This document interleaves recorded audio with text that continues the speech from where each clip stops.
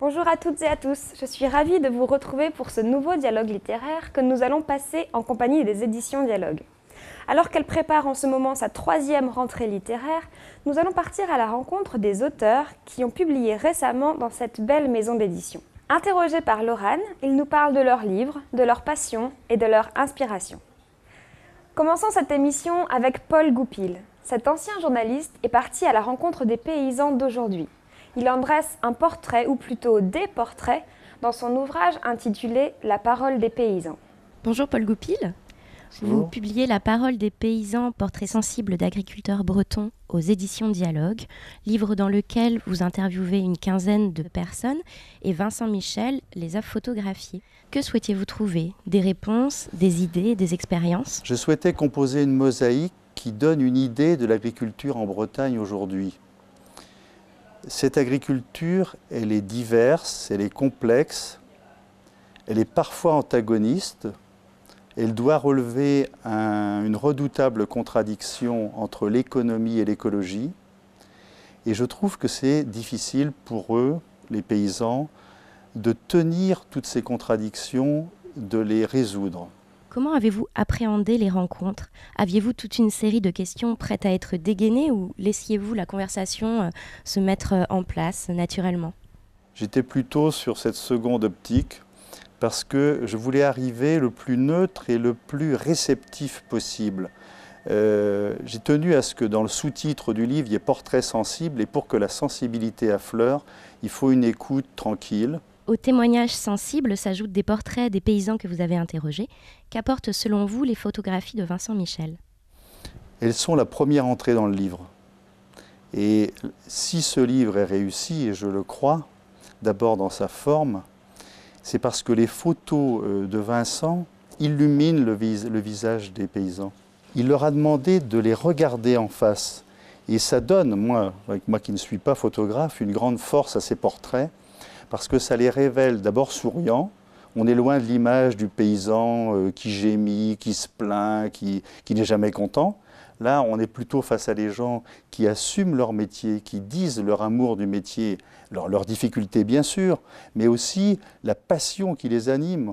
Enfin, quand la fermière de Saint-Hilaire-des-Landes, auprès de Fougères, me dit qu'elle a un regret que son mari n'ait pas fait une stabulation spécialement pour les génisses, ça révèle un amour de son métier d'éleveuse que j'ai trouvé formidable. Par l'intermédiaire de ce livre, souhaitez-vous créer le débat, ouvrir la discussion? J'aimerais que des confrontations, pas des oppositions, mais que des confrontations aient lieu. Il est absolument important que les agriculteurs bretons reconnaissent, admettent et valorisent leur diversité. C'est cette diversité qui fera la richesse de l'agriculture bretonne dans les années à venir. Claire Fourier est un écrivain qui aime toucher divers genres littéraires. De l'écriture de romans, de poèmes ou de pensées, elle aime également l'écriture de nouvelles. Dans son nouveau roman « Dieu m'étonnera toujours », elle part d'une expérience personnelle, un isolement volontaire, pour nous livrer un roman à la fois littéraire, poétique et mystique. Bonjour Claire Fourier. Bonjour. Dieu m'étonnera toujours vient de paraître aux éditions Dialogue. Ce livre est le récit d'une retraite dans un monastère de la Chartreuse. Justement, d'où naît ce besoin, cette envie d'isolement, de quiétude qu'offre un tel séjour? Au départ, il y avait eu le film Le Grand Silence du cinéaste Philippe Groening, qui était paru en 2006, que j'avais vu, un film de 3 heures sur la Grande Chartreuse de Grenoble. Et ce film me trottait dans la tête. Je m'étais promis qu'un jour je vivrais une expérience similaire. Donc j'ai cherché et j'ai trouvé cette chartreuse qui avait été abandonnée par les moines, trop peu nombreux, qui avaient rejoint la Grande Chartreuse de Grenoble. Quand j'étais là-bas, je n'avais pas le projet d'écrire. C'est au retour, en relisant mes notes et quand le brouhaha autour des silences de la guerre s'est atténué, j'ai relu ça et je me suis dit, il faut peut-être que j'écrive ce livre. Parce que il y a des gens qui voudraient vivre ça, qui ne peuvent pas le vivre parce qu'ils n'ont pas le temps, les moyens, qui ne peuvent pas s'offrir le luxe de partir 10 jours, mais qui peuvent peut-être tirer quelque chose de ce que moi, je vais leur transmettre. Alors justement, un monastère, comme vous le disiez, abandonné, mais qui reste empreint de l'esprit divin, pour une incroyante, qui recherchiez-vous? Alors, est-ce que je suis vraiment une incroyante? Je me définirais plutôt comme une malcroyante. Je ne suis pas une athée, ça c'est sûr.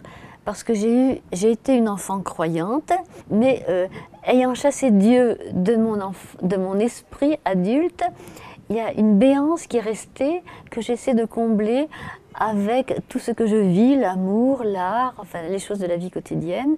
Et je suis allée là-bas pour retrouver ce fond souterrain de mon être d'une manière banale. Quelle empreinte ce séjour laisse-t-il en vous? Parvenez-vous du coup aujourd'hui à mettre à distance plus de choses?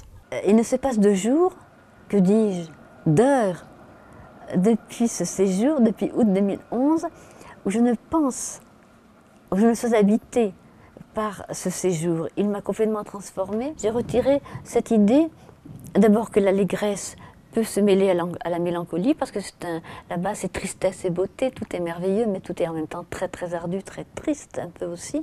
Mais le sentiment qu'on est plus grand que ce que le monde nous laisse croire qu'on est. Et ça c'est fondamental, donc c'est ça que j'ai voulu partager surtout. Denis Labeille est un écrivain et un médecin. Son métier a d'ailleurs très souvent inspiré son écriture. Dans son recueil « Nouvelles sur ordonnance », il nous parle de son métier, de la relation entre le patient et le médecin et de leur ennemi commun, la maladie. Denis Labeille, bonjour et bienvenue. Bonjour. Vous venez aujourd'hui nous présenter Nouvelles sur ordonnance, un recueil qui vient de paraître aux éditions Dialogue. On y découvre 10 nouvelles, écrites dans une langue simple et pure, dans lesquelles les deux personnages principaux, à savoir le soignant et le soigné, sont des acteurs entre les mains du plus grand metteur en scène, qu'est la maladie. Alors, est-ce que dès que vous avez commencé à écrire, vous étiez conscient de ce metteur en scène? Et est-ce qu'en tant qu'écrivain, vous pouviez le contrôler, ce metteur en scène? Oui, j'étais conscient que la maladie était au centre de l'affaire. J'ai toujours trouvé la maladie comme une injustice insupportable, épouvantable, qui détruit les gens. Je n'ai jamais trouvé le côté rédempteur de la maladie. Pour moi, c'est impossible. Et du reste, ça m'a fait évoluer considérablement sur ma vision du monde. Et j'ai voulu montrer justement à quel point les gens se découvraient au moment de la maladie. Ils se révèlent, ils parlent de choses essentielles, ils font le bilan de leur vie. Vous savez, aujourd'hui, la médecine est souvent présentée comme une science précise et avec une technologie avancée. Et en fait, quand on est face à la maladie, on est confronté à l'incertitude. C'est l'absence de cap. Il faut garder l'absence de cap, parce qu'on ne sait pas où on va, mais il faut être là. Est-ce que dans le fond, chaque médecin ne rêve pas de jouer un rôle de guérisseur et presque de sorcier africain? Bien sûr, on voudrait toujours que le geste ou la relation guérisse à tout coup. Et je crois qu'il y a au fond de chaque médecin une volonté d'être un peu sorcier africain, ce que je raconte dans le ventre de Célestine. Il y a ce désir d'avoir ce geste magique ou la parole magique. Et tout un aperçu, et ça j'ai voulu le traduire, que cette relation était profonde, souvent très profonde, et pas seulement technique comme on l'apprend. À travers ces 10 nouvelles, on découvre que la vie de médecin est remplie de moments de doute, de moments difficiles, mais également de joie, de combats gagnés contre la maladie, de moments d'exception vécus avec les patients ou grâce à eux. Alors comment est-ce que ces moments magiques s'équilibrent avec les moments tragiques pour finalement donner la force de se battre au quotidien? Vous savez, la dernière nouvelle, c'est La Dérive. C'est un médecin qui devient malade, qui passe de l'autre côté et qui découvre ce que c'est d'être de l'autre côté. Il y a son ami qui vient le voir régulièrement, et donc il y a toute une évolution de leur réflexion sur la maladie. Et celui qui est malade ne veut plus entendre parler des malades, il ne veut plus faire de consultation, il ne veut plus rien faire. Et puis progressivement, sa peau de médecin est là, et je ne vous raconte pas l'histoire, mais la dernière phrase c'est « les malades me soignent ». Voilà. Et je crois que c'est cela, c'est que c'est une relation humaine compliquée, mais qui enrichit l'un et l'autre. Pour terminer cette émission littéraire, retrouvons Laurane qui a sélectionné quelques-uns des livres qui représentent les éditions Dialogue. Une sélection éclectique et qui fait la part belle aux textes et aux illustrations humoristiques et artistiques. Bonjour à tous. Aujourd'hui, dans cette chronique, coup de projecteur sur les livres des éditions Dialogue en relation avec la Bretagne. Je commence avec La guerre civile est déclarée de Christophe Paviot. C'est le 9e livre de cet auteur rennais et justement, il plante son décor dans sa ville d'origine. Le personnage principal s'appelle Arnaud, enfin Anthony, mais en fait il se fait appeler Arnaud. Il est manager dans une compagnie d'assurance. Et ce qui le ronge au quotidien, c'est une peur de tout ce qui l'entoure, la surconsommation, une société qui ne lui convient pas. Et il a décidé de transmettre cette peur aux aux responsables, aux grands patrons d'abord, aux objets matériels ensuite, puis à l'État. On le suit de méfait en méfait, de sabotage en sabotage. Il rentre dans une résistance, dans une désobéissance active. Roman urbain, roman coup de poing, une chronique du poing décrit le personnage d'Arnaud comme un terroriste shakespearien. Je vous laisse découvrir pourquoi. Changement de décor avec le livre Brest front de mer de Philippe Kérarvrant et René Lebillan, une promenade sur le front de mer de notre ville océane. Philippe Kérarvrant s'est promené crayon à la main de l'entrée du goulet de Brest jusqu'au pont de Plougastel et nous offre à voir des paysages incroyables représentés avec une technique de maître. Son objectif, sa démarche, c'est un peu d'aller à contre-courant de l'image habituelle que l'on a de Brest, d'une ville grise à l'architecture aléatoire, à la reconstruction hâtive et qui tourne le dos à la mer. Philippe Kérarvrant, au contraire, s'oppose à cette vision et décrit une ville belle et riche. René Lebillan, fort de ses connaissances sur la ville de Brest, nous propose un éclairage sur les scènes peintes par Kérarvrant.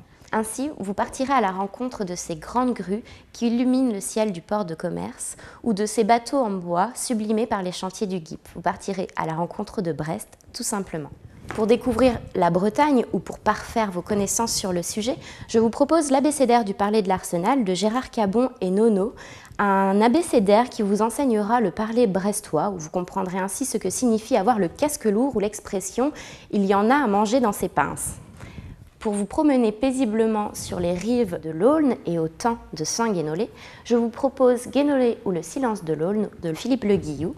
Pour réviser votre philo peut-être un peu lointaine et avec humour, Dessine-moi la philo de Nono. Et enfin, pour plonger dans une histoire d'amour émouvante, Les silences de la guerre de Claire Fourier, qui a obtenu le prix Bretagne en 2012. Je vous remercie, vous souhaite de bonnes lectures. Kenavo.